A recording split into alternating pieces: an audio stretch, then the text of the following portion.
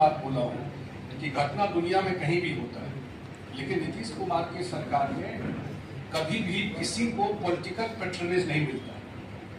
कोई उनके घर से अने मार्ग से निकल करके नहीं कह सकता है कोई क्रिमिनल की हम ये किए, जो पुराना ट्रेड्स रहा है।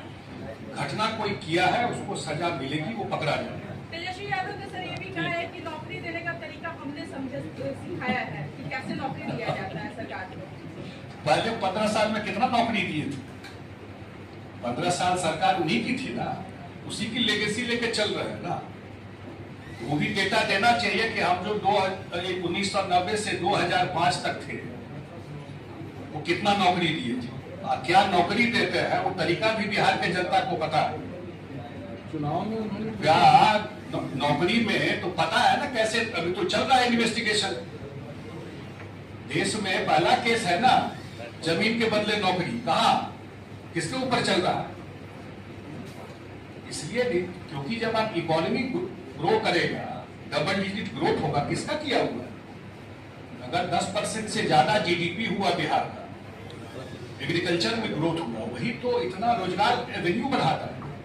उसके भी तो शक्ति सिंह यादव कह रहे हैं, शक्ति सिंह यादव का कहना है कि फौजदारी केसेस है। किस पर?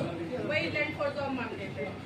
अब वो तो इन्वेस्टिगेशन में है, कोर्ट में मैटर है। अब कोर्ट अगर कहेगा फर्जरी है तो फर्जरी होगा। सर 15 अगस्त से तेजस्वी यादव यात्रा पर निकल रहे हैं बिहार के।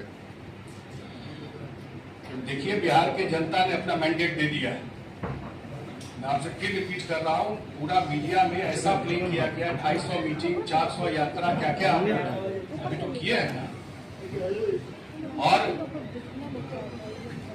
ये रिजल्ट दिखाता है कि बिहार की जनता का आज भी भरोसा, आज मतलब 18 साल के बाद भी आज अगर एक आदमी को भरोसा है वो है नीतीश कुमार।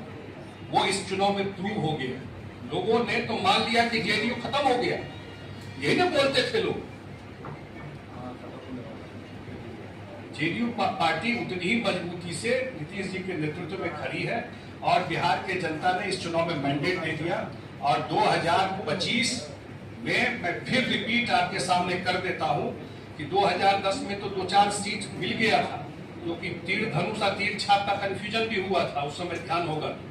210 सीट हम लोगों को मिला था, उससे बेटर रिजल्ट 2025 में एनडीए ले गया। सर एक सवाल है आपसे, ये कहा जा रहा है आप लोग नीतीश कुमार के साथ रहते हैं सर, ये तेजस्वी यादव तरफ से कहा था बार बार नीतीश कुमार को उनके 3-4 लोगों ने हाईजेक कर लिया। आप बताइए क्या सच्चाई? हाईजेक इस सब पर कोई टिप्पणी करने का कोई मतलब नहीं। आपका नाम प्रमुख में आता है सर, इस पर कोई टिप्पणी करने का कोई मतलब नहीं। संजय जी आपके पार्टी छोड़ करके गए अभय कुशवाहा जी, अब जो है राजद उन्हें संसदीय ये उनका अपना मैटर है, उसको मना करेंगे। क्या महत्वपूर्ण एजेंडा रहेगा क्या?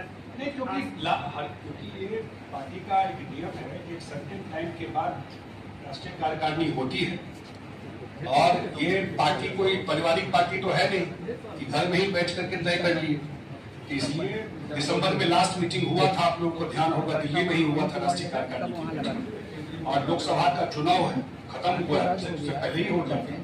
बैठक हो रही है, बैठक को लेकर सवाल इसलिए है सर कि पिछली जो बैठक हुई है उसमें बड़े फैसले हुए हैं, इसलिए उसकी चर्चा उससे जुड़ा सवाल है। नहीं, जो भी पॉलिटिकल चीज है या अभी चुनाव हुआ है उसको लेकर के है, या जो पार्टी की अपनी पॉलिसी है, नीति है, ये सब डिस्कशन। सर स्पीकर और प्रोटेम स्पीकर को लेकर जेडीयू पर क्या स्टैंड रहेगा? ऑपोजिशन कह रहा है कि टीडीपी और जेडीयू इन दोनों को रिटेन करना चाहिए, इन दोनों सीटों पर।